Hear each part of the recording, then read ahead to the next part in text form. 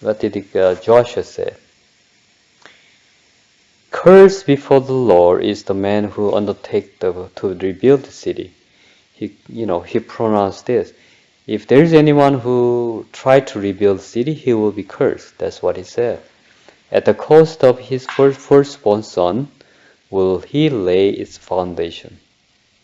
At the cost of his youngest will he set up its gate. Isn't that strange? Exactly as it happened as he predicted, as he prophesied. So God did not want the Jericho rebuilt, and Joshua said this, but nobody paid attention probably. After some years later, as we just read in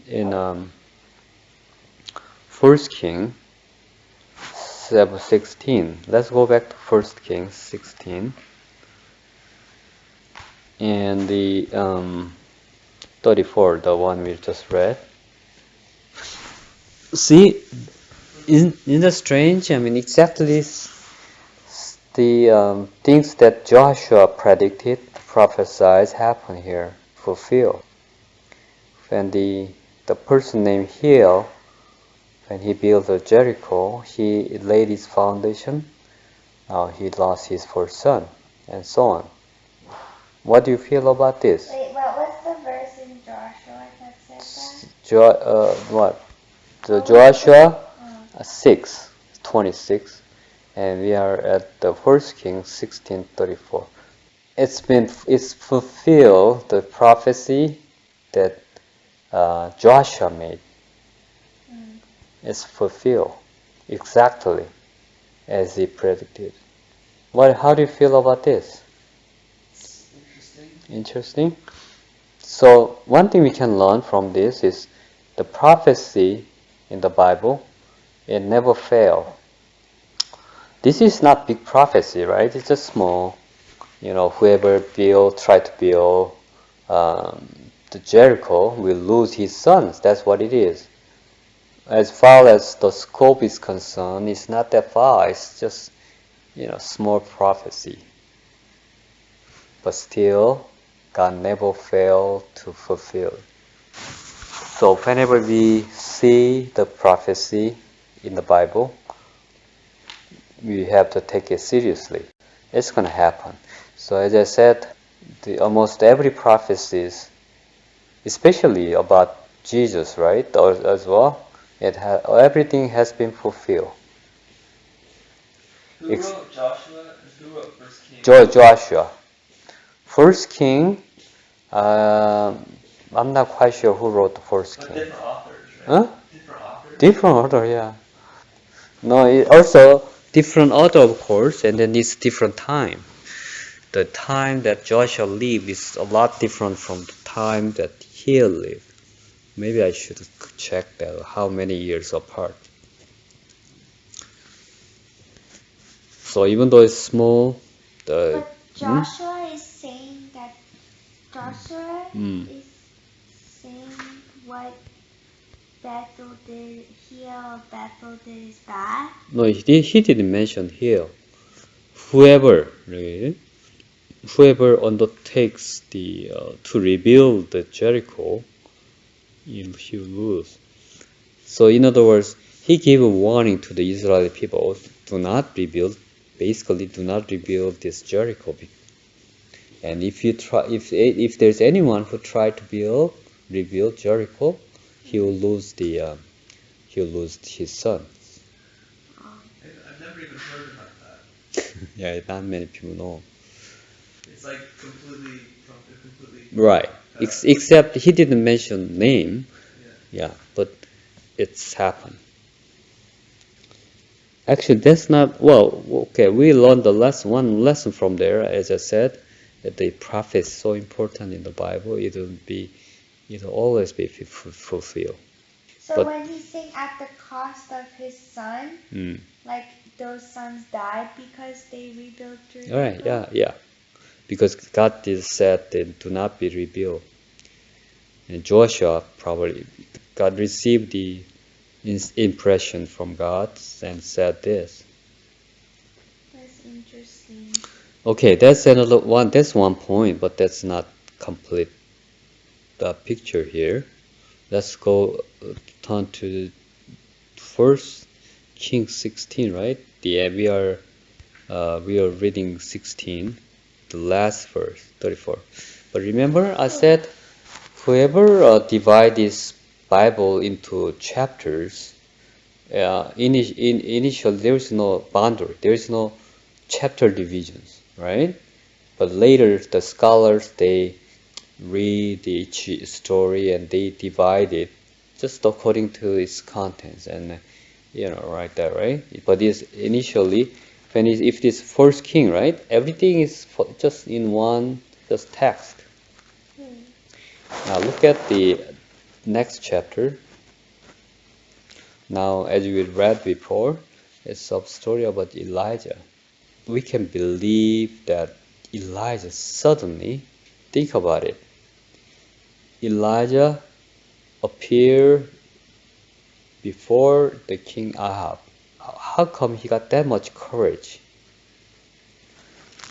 He said, there won't be any dew or rain in the next few years, except at my word. He made a bold claim. There won't be no rain. We may say, how come Elijah had suddenly this much courage?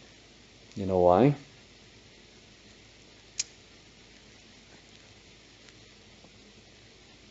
Why? Because even though God appeared before him, but he saw what happened in First King.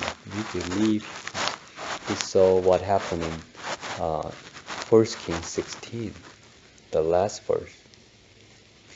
He saw the Hiel who built Jericho lost two sons. And when he studied the prophecy, when he studied all the scripture, he found Joshua, and then he found this small prophecy. So there has to be some kind of prophecy about this, about the rain in the Judea, and then he believed. So in other words, the Elijah believed. He had this much courage because he had a belief that once God said something, it's gonna happen. That gave him courage to speak before the king.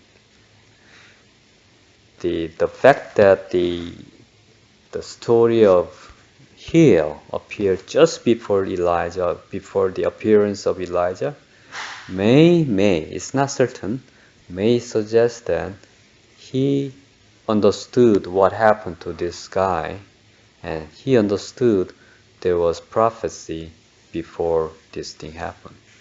And he must have found prophecy regarding the rain in Judea. I have yet to find it. I'm gonna find it, and if I find it, I'll tell you next time. You see my point? So the lesson today is this. It's important. The prophecy, no matter how big, how small it is, it's important because it's gonna happen. It's gonna be fulfilled. Now, how about the second coming of Christ? You know how many times it has been prophesied? A lot. It's hundreds times. If I remember correctly, it's more than 300. It has been prophesied many times in many different parts of Bible. So it will surely happen. That's the main prophecy that has not been fulfilled yet. But it will happen. So what to do? Just like wise virgins, 5 virgins, we should be keep preparing the oil, keep preparing the Holy Spirit. Okay? But why did it not show what Ahab's response was when Elijah was bold? Oh. Why doesn't it show Mm, him? Why? What did Ahab say back to Elijah? yeah, he probably got scared. He didn't just kill him right away. Yeah. Or, you know what? One thing for sure, God protected him, had protected him for sure, because he's the man of God, believe with that much faith, strong faith, and God will not allow that Elijah will kill for his glory, for his cause. So, God may have given the uh, fear, can cause some fear inside Ahab's mind. But unlike the Ahab, remember is Jezebel, right? The wife was trying to kill Elijah later. And because of that, Elijah ran away. I'm going to talk about that tomorrow, okay? Okay. Yeah. Anyway, so today's lesson. But what did you just say about Jezebel? Jezebel was different. Maybe King Ahab was kind of had a fear of God, so he could not kill the Elijah. But Jezebel was different. She sent a man. Remember, she sent a man to Jezebel after. I'm sorry, the Elijah after Elijah killed 450 prophets of Baal. And then you know what she said? Your life will be just one of those people you kill. What is the word for it? She, saying strong words to somebody so somebody can have fear. Intimidate, or more stronger than that. Yeah, Jezebel intimidated Elijah, and Elijah suddenly got fear and got fear. She became just fearful and then ran away. Remember the story? That's the where I got insight to do something about it. And we'll talk about it next time. So today again we learned about the importance of prophecy. No matter what, how much it seemingly is important or not, it's prophecy. Then it will be fulfilled. God will never fail to fulfill what He said. So the prophecy regarding the second coming of Christ, it will be fulfilled for sure. So we have to be prepared for that one.